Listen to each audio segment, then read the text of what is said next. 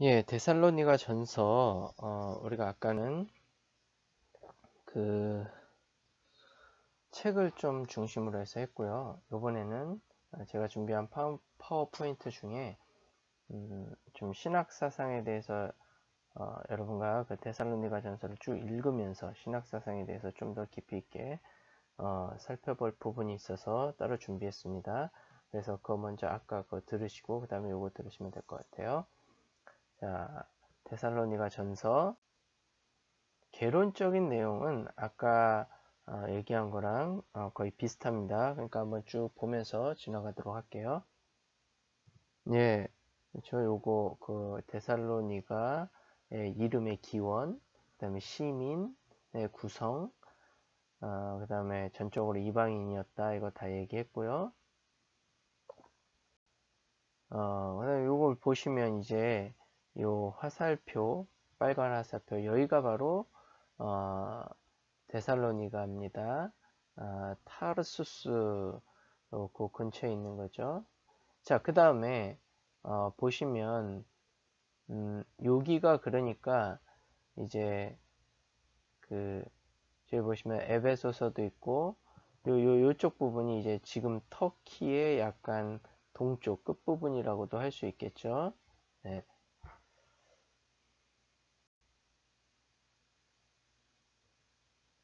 그 다음에 바울과 그 일행이 자비랑 선교를 했다라는 것을 우리가 알 수 있는 거고요. 뭐 어떤 직업이었을지는 그 아까 말씀드렸죠. 그 바로 전 파일에서 천막 만드는 직업이었을 것이다. 네. 조용히 일하는 가운데 복음을 전할 수 있었다. 현대 자비랑 선교 또 말씀드렸고, 네. 자, 그래서 빌립보서 4장 13절에 내가 모든 것을 할 수 있다. 능력 주신 자 안에서 내가 모든 것을 할 수 있느니라. 그 말의 뜻, 일체의 비결을 배웠노라. 예, 그 말의 뜻을 바로 여기서 알 수 있는 거죠. 자, 그 다음에 뭐 이런 거 다 아까 우리가 책을 읽으면서 봤던 내용입니다. 네, 바울은 아테네를 떠나 고린도에 있을 때 디모데를 만났다. 뭐 이런 거요. 이 소식에 기뻐하며 칭찬과 찬양을 가득 써서 데살로니가 교회로 보낸 서신이 바로 데살로니가 전서이다. 기록 장소 고린도고요. 기록 연대는 약 AD 50년에서 51년 그 사이가 될 것이라고 예측하고 있습니다. 주제는 데살로니가 교인들에 대한 기쁨과 감사 찬양이고요. 부주제로는 첫 번째 우상 배척을 해야 된다. 우상을 멀리해라. 두 번째 하나님이 죽은 자 가운데서 살리신 예수가 장차 닥쳐올 진노에서 교인들을 건져주신다. 네, 그런 것들이 부주제고요. 이 두 가지는 바울의 초기 선포 내용, 설교 내용을 반영하고 있다라는 겁니다. 데살로니가의 신학 사상 한번 보시면요. 이제 이 부분부터 좀 자세히 보도록 하겠습니다. 믿음, 소망, 사랑, 삼화음이 있다는 것. 데살로니가전서 1장 3절 한번 보시면 너희의 믿음의 역사와 믿음 나오죠. 사랑의 수고와 사랑, 우리 주 예수 그리스도에 대한 소망의 인내를 해서 믿음, 사랑, 소망 이렇게 세 가지가 나오죠. 이 삼화음 역시 데살로니가에도 나와 있고요. 이게 이제 고린도전서 13장에 나오죠. 그 조금 뭐 맥락은 다를 수 있겠지만 고린도전서 13장은 여러 가지 은사가 있는데 뭐 어느 은사가 뭐 더 좋다 더 좋다 싸우지 말아라. 마치 뭐가 제일 좋은 것처럼 보이지만 방언이 좋은 것처럼 보이지만 그것을 못 알아듣는 사람에게는 아무 의미가 없다. 예언도 마찬가지다. 그러면서 내가 가장 좋은 은사를 가르쳐 주겠다 하고 말하는 게 고린도전서 13장의 사랑의 은사입니다. 네. 그런 맥락에서 고린도전서 13장은 사랑을 얘기하고 있고요. 어쨌든 거기서도 믿음, 소망, 사랑, 삼화음을 볼 수 있고 데살로니가전서 1장 3절에서도 그런 믿음, 소망, 사랑의 삼화음을 볼 수 있다. 바울 신학의 어떤 특징점이라고도 할 수 있겠죠. 네, 그 다음에 데살로니가 전서에서 믿음은 율법의 반대어가 아니라 박해와 위협의 상황에서 확고부동함, 신실함을 의미합니다. 그러니까 예수님을 믿고 하나님을 믿는 그 믿음이 박해와 위협의 상황에서 위축된다거나 변질된다거나 그러한 믿음이 아니라 예? 확고부동한 정말 그것을 믿는 그 믿음이 확실하고 변하지 않는다, 신실하다 그런 걸 의미하는 겁니다. 그래서 다른 바울 서신에서 나오는 어떤 그 율법과 믿음의 대조와는 조금 다르다. 데살로니가 전서는요. 그 다음에 데살로니가 전서 1장 8절부터 9절에서 초대교회의 신앙 고백을 아주 간결한 신앙 고백을 볼 수 있다라는 겁니다. 1장 8절부터 9절 볼까요? 주의 말씀이 너희에게로부터 마게도냐와 아가야에만 들릴 뿐 아니라 하나님을 향하는 너희 믿음의 소문이 각처에 퍼졌으므로 우리는 아무 말도 할 것이 없노라. 예? 그러면서 이제 어떻게 우상을 버리고 하나님께로 돌아갔는지 다 안다. 그러니까 이런 것들이 이제 초대교회의 신앙 고백이었다라는 걸 알 수 있는 부분입니다. 데살로니가전서 2장 14절부터 16절. 네. 볼까요? 형제들아, 너희가 그리스도 예수 안에서 유대에 있는 하나님의 교회들을 본받은 자 되었으니 그들이 유대인들에게 고난을 받음과 같이 너희도 너희 동족에게서 동일한 고난을 받았느니라. 그러니까 유대 그리스도인들은 유대인이면서 예수님을 믿는 사람들은 유대인이면서 예수님을 믿지 않는, 그러니까 말하자면 그냥 유대인들에게 박해를 받았다라는 거죠. 그렇죠? 예수님이 그랬듯이요. 신성모독이다, 뭐 어쩌다, 그래서 메시아에 대한 사상을 잘못 가지고 있다, 뭐 등등등. 그래서 고난을 받았는데 너희도, 그러니까 이방인들 나름대로의 뭐 섬기는 신이 있었겠죠. 그 다음에 그에 따른 어떤 문화가 있고, 그런데 그들이 그 신을 버리고, 즉 우상을 버리고 하나님을 믿겠다 그러고 하나님을 믿는 삶을 사니까 당연히 박해를 받는 겁니다. 뭐 그건 뭐 현대에도 마찬가지죠. 우리 집안의 전통적인 종교가 기독교가 아닌데, 개신교가 아닌데 믿는다 그러면 이제 또 여러모로 이렇게 오는 압박이 있잖아요. 뭐 요즘엔 좀 덜하지만 개인의 그 개인성을 인정해 주니까 네, 그런 겁니다. 예, 그래서 그렇게 너희도 너희 동족에게서 동일한 고난을 받았느니라.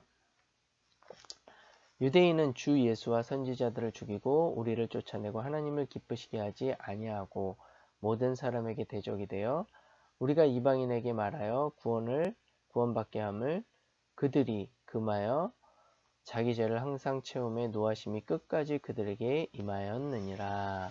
네. 그래서 이것이 그러면 반유대적 사고를 나타내는가? 네? 그런 질문을 던질 수 있는데 대답은 아니다. 유대인을 위한 복음 전파와 그 복음을 받아들이지 않는 유대인들의 죄를 지적하는 것입니다. 그래서 바울은 얘기했듯이 어디를 먼저 가든 유대인의 회당 먼저 찾아가죠. 그래서 유대인들에게 복음을 전합니다. 이것은 바울이 자기의 민족을 굉장히 사랑했다라는 걸 알 수 있고, 그리고 자신이 전한 복음 메시아, 예수님이 진정한 하나님의 아들이고 메시아라는 것을 잘 이해할 수 있는 것도 유대인들이라고 생각했기 때문에 뭐 여러 가지 그러한 생각의 근거에서 바울이 유대인의 회당 먼저 간 거죠. 이런 것을 봤을 때 바울에게 반유대적 사고가 있냐? 그렇진 않다라는 거예요. 다만 아까 여기서 볼 수 있듯이 유대인을 위한 복음 전파와 그 복음을 받아들이지 않는 유대인들의 죄를 지적하는 부분이다라는 겁니다. 자, 그 다음에 우리가 책에서도 읽었듯이 종말론이 잘 나타나 있죠. 데살로니가 전서 4장 13절부터 18절에 잘 나타나 있고요. 그 다음에 5장 1절부터 11절에도 나타나 있습니다. 그래서 여러분 4장 쭉 얘기하고 4장 18절에 그러므로 이러한 말로 서로 위로하라 나와 있고요. 5장도 5장 1절에서부터 쭉 얘기하면서 10절부터 한번 보겠습니다. 5장 10절 예수께서 우리를 위하여 죽으사 우리로 하여금 깨어있든지 자든지 자기와 함께 살게 하려 하셨느니라. 그러므로 피차 권면하고 서로 덕을 세우기를 너희가 하는 것 같이 하라. 이게 뭐예요?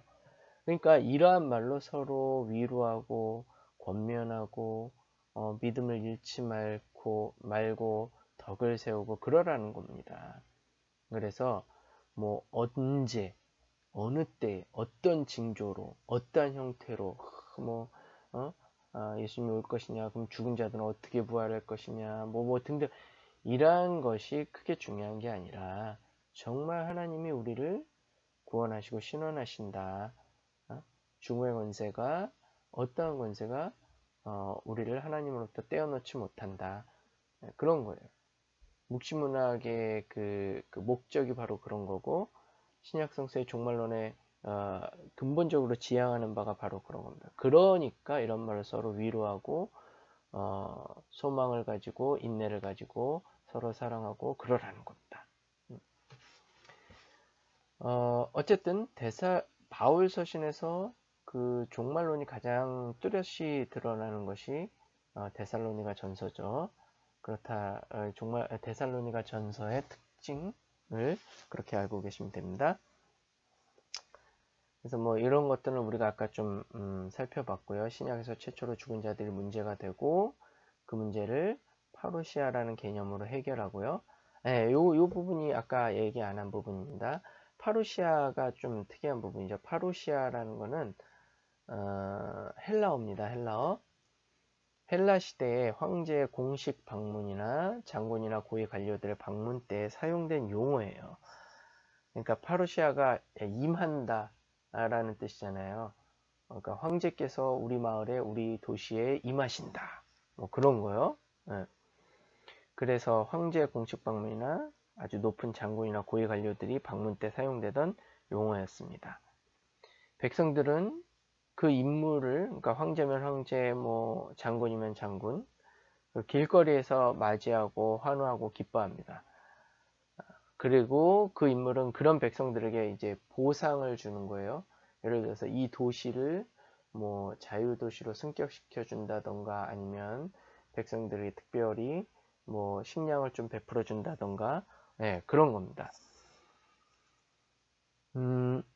그러니까 어떻게 보면 이러한 파루시아의 모습이 또 이제 예수님이 예루살렘에 입성할 때 많은 백성들이 종려나무 가지를 흔들면서 맞이하는 그런 모습을 또 연상시킬 수 있겠죠. 기쁨과 즐거움이 어우러진 행사 분위기다.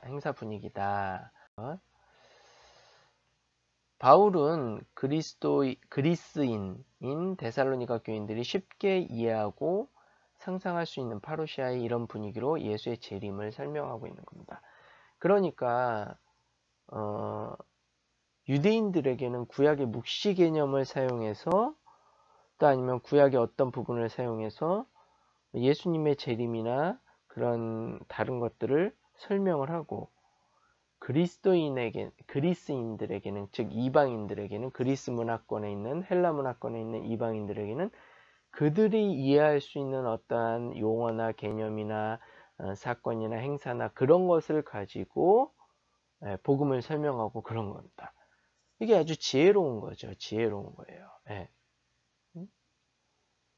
뭐 제가 그전에도 한번 얘기한 적이 있는지 모르겠지만 어느 선교사님이 아프리카 가서 예수님은 죄 없이 죽은 어린 양이다 이렇게 설명을 하는데 거기는 양이 없어요. 그러니까 이 사람들이 모르는 겁니다. 양이 뭐야 이런. 그러니까 이 선교사님이 예수님은 죄 없이 죽은 어린 아기 돼지와 같다 그렇게 설명을 했다고 해요. 근데 거기에는 그 아프리카 그 마을에는 돼지를 기르고 있었고 사람들이 특별히 아기 돼지를 굉장히 귀여워했다 그래요. 그러니까 예수님이 죄도 없이 우리의 죄를 짊어지시고 죽으신 아기 돼지와 같다. 그러니까 그 사람들이 너무 마음 아파하는 겁니다. 그러니까 이런 겁니다. 이런 거. 그러니까 우리가 복음을 전하는데 어떤 그들의 생각과 언어와 사상과 문화와 이런 것들을 잘 활용을 해서 전하는 게 바로 그런 겁니다. 우리가 신약 성서에서도 그런 걸 볼 수 있다라는 겁니다. 그런 모습을. 자, 그거를 잘 이해하셔야 됩니다. 그래서 이것이 어떤 역사적인 때로는 그러한 본질적인 걸 얘기해 준다 라기보다도 그 행간에 있는 어떤 의미, 그 다음에 그 안에 그것을 둘러싸고 있는 컨텍스트 이런 것과 같이 함께 이해해야 정말 더 성경을 바르게 이해할 수 있다. 그러한 사실들 우리가 여기서도 알 수 있는 거죠. 네, 근본 목적은 서로가 서로를 이런 말로 위로하라는 것입니다. 자, 그 다음에 여호와의 날이란 구약 주제가 데살로니가 전서에선 주의 날, 마지막 심판의 날로 나타나고 있다. 아까도 말씀드렸죠. 구약의 어떤 주제, 용어, 그 다음에 사건 이런 것들을 신약 성서가 많이 인용을 하고 있다고요. 그런 것들은 이제 복음을 듣는 또 신약 성서를 읽는 유대인들을 위한 것이기도 합니다. 이런 날은 예상치 못할 때 도적처럼 임한다고 설명하고 있습니다. 네, 그래서 때와 시기 규정의 위험성을 데살로니가전서 5장 1절에서 경고하고 있죠. 이런 분위기에서 예수는 장차 내릴 진노에서 우리를 건져주실 분이라고 소개를 합니다. 그리스도인들에게는 진노의 날이 구원과 기쁨의 날이 된다. 왜냐하면 하나님이 우리를 심판하기로 작정하지 않고 예수를 통해 구원하시기로 작정하였기 때문입니다. 그래서 목적은 소망과 위로, 권면하라. 데살로니가전서 5장 11절 이렇게 얘기하고 있습니다. 데살로니가전서의 종말론에서 특이한 점, 히브리 묵시문학의 표상들이 완전히 다른 전통에 속하는 헬라 시대의 왕의 공식 방문 예식과 결합되어 나타나고 있다. 네, 이것이 이제 종말론에서 특이한 점이고요. 아까 얘기했듯이 이제 원래는 히브리 묵시문학의 표현들인데 아까 파루시아 설명했죠. 헬라 시대의 왕 공식 방문 그것과 결합되어 나타나고 있다. 이거는 이제 이방인들에게 좀 더 예수님의 재림에 관하여 파루시아에 대해서 설명하기 위한 것이다. 네, 그렇게 바울이 잘 지혜롭게 활용을 했다라는 거 말씀드렸고요. 네, 이는 요거. 자, 그러니까 이제 고린도전서 5장, 데살로니가전서 5장 26절. 요건 이제 뭐 이런데, 예, 한번 보세요. 5장 26절. 거룩하게 입맞춤으로 모든 형제에게 문안하라. 그러니까 우리가 성경을 그대로 행한다. 그런다면 이것도 행해야 되는 거거든요. 거룩하게 입맞춤 하래요. 그러나 우리나라에선 안 하죠. 그럼 우리나라 그리스도인들은 교인들은 성경을 안 지키는 거네 그렇게 말할 수는 없다라는 겁니다. 왜? 우리는 우리에 맞게 우리에 맞는 문화가 있기 때문에 그렇고 또 이 당시 바울이 있던 데살로니가나 아니면 헬라 문화권에서는 그 나름대로의 문화가 있고 그런 겁니다. 그럼 뭐 데살로니가전서 5장 26절을 지금 현재 교회에 맞게 쓴다면 어떡할까요? 서로 거룩하게 악수함으로써 모든 형제에게 문안하라. 뭐 이런 식으로 되겠죠. 우리나라 상황에 맞게 얘기한다면. 그런 겁니다. 그래서 성경은 그 안에 있는 근본 정신과 근본 메시지를 바르게 파악해서 우리가 살고 있는 이 땅의 어떤 문화나 감성이나 이런 거에 맞게 재해석하고 활용하고 적용하는 것이다. 그게 오히려 더 성경적이다라는 거예요. 그대로 지키는 것보다도요. 야, 바울이 선교 초기에 어떤 종말 사상을 가지고 있었는가를 가늠할 수 있다. 자, 물론 뭐 다른 견해도 있습니다. 4장 13절부터 5장 11절에 나타난 데살로니가 전서의 종말론의 핵심은 4장 17절과 5장 10절이다. 네. 뭐 그런 견해도 있고요. 어쨌든 여기서 말하는 모든 과정, 죽은 자의 부활, 강림, 살아있는 성도들이 들려 올려지는 것, 강림 시기에 대한 경고, 깨어있으라는 권고의 목적은 주와 함께 살게 하려는 하나님의 의지에 대한 소망이다. 그 다음에 데살로니가 전서에서 인간의 3분법을 볼 수 있습니다. 영혼, 육체, 데살로니가 전서 5장 23절. 평강의 하나님이 친히 너희를 온전히 거룩하게 하시고 또 너희의 온 영과 혼과 몸이 우리 주 예수 그리스도께서 강림하실 때에 흠없게 보존되기를 원하노라. 그래서 여기에서 인간에겐 영이 있고 혼이 있고 몸이 있는 거 아니냐. 근데 동물에게는 혼과 몸은 있지만 영은 없다. 뭐 이렇게 분류하기도 합니다.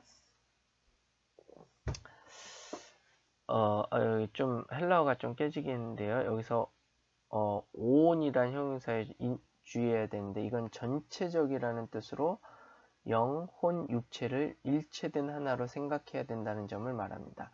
그래서 항상 이 정신과 몸 이거를 너무 그 과격하게 뭐 좀 표현하자면 뭐랄까요? 뭐 두부 자르듯이 이렇게 딱 분리했을 때 항상 그때 문제가 생기는 거예요. 우리 인간은 이 정신과 몸, 영과 몸을 분리할 수 없을 정도로 같이 혼연일체된 전체의 인간으로 이해해야 된다라는 겁니다. 그래서 통전적인 인간 이해가 필요하다. 네. 이런 것들은 이제 조직신학에서도 좀 자세하게 설명을 합니다. 여러 예를 통해서요. 네. 그래서 그런 것들이 나타나 있고요. 또 은사에 대해서도 설명을 합니다. 기본적으로 모든 은사를 무시하지 말라. 5장 19절에 얘기하고 있죠. 특별히 이제 그 위에 보시면 5장 16절부터 여러분이 좋아하는 성경 구절이죠. 항상 기뻐하라. 쉬지 말고 기도하라. 범사에 감사하라. 이것이 그리스도 예수 안에서 너희를 향하신 하나님의 뜻이니라. 그래서 기쁨, 감사, 기도 이게 이제 바울이 특별히 강조하고 있는 겁니다. 빌립보서에서도 기쁨을 얘기하고 있고요. 여러모로 감사하다 그런 걸 말하고 있습니다. 그 다음에 19절부터는 이제 은사에 대해서 얘기하는데 성령, 예언 뭐 이런 거요. 이런 거 멸시하지 말라. 기본적으로 모든 은사를 무시하지 말라고 바울은 권면하고 있습니다. 그러나 그 은사를 늘 시험해라. 범사에 헤아려 좋은 것을 취하고 21절에 있죠. 그러니까 자기가 받았다고 막 정말 이것이 하나님께 받은 거니까 나는 뭐 어떻게 써야 된다 그러면서 그 어떤 주위 사람들이나 교회의 질서나 이런 거를 생각하지 않고 은사를 쓰려라는 것은 오히려 더 지혜롭지 못하고 하나님이 원하시는 게 아니다. 그 범사에 잘 헤아려서 지혜롭게 하고 좋은 것을 취하라 그런 거죠. 늘 그 은사를 시험해야 됩니다. 예? 그 다음에 이제 선택에 대해서도 얘기하고 있고요. 선택 사상, 그러니까 우리가 창세전부터 하나님께서 나를 선택하셨다. 1장 4절 보면 하나님의 사랑함을 받은 형제들아 너희를 택하심을 아노라. 그 다음에 2장 12절 이는 너희를 부르사 자기 나라와 영광에 이르게 하시는 하나님께 합당히 행하게 하려 함이니라. 4장 7절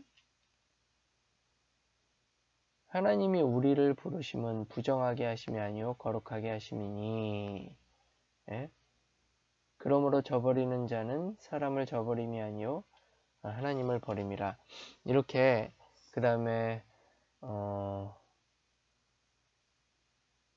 하나님이 우리를 세우심은 5장 9절 이런 것들 선택사상은 볼 수 있는 거죠. 그러한 선택 사상은 데살로니가 교회에 행하신 예수 그리스도의 구원 사역의 여파가 얼마나 큰지, 또한 여전히 그 여파가 현존하고 있음을 드러내는 신앙 고백적인 용어다. 또 예수님의 재림을 말하는 소망의 언어다. 형이상학적 용어가 아니에요. 그러니까 시간을 거슬러서 내가 태어나기 이전 그 시간부터 미리 정해 놓으셨다. 미리 택해 놓으셨다. 뭐 어떤 이러한 형이상학적 용어가 아니라 어떤 신앙 고백적 용어. 내가 인생의 여정을 한번 되돌아봤을 때 이것이 정말 모두 하나님의 손길이었고 하나님의 인도하심이었고 그랬구나. 지금 나의 나 된 것은 하나님의 은혜구나. 내가 지금까지 이렇게 이 자리에 선 것은 하나님의 역사하심이 있었고 보하심이 있었구나. 이러한 신앙 고백적인 용어다라는 거죠. 네.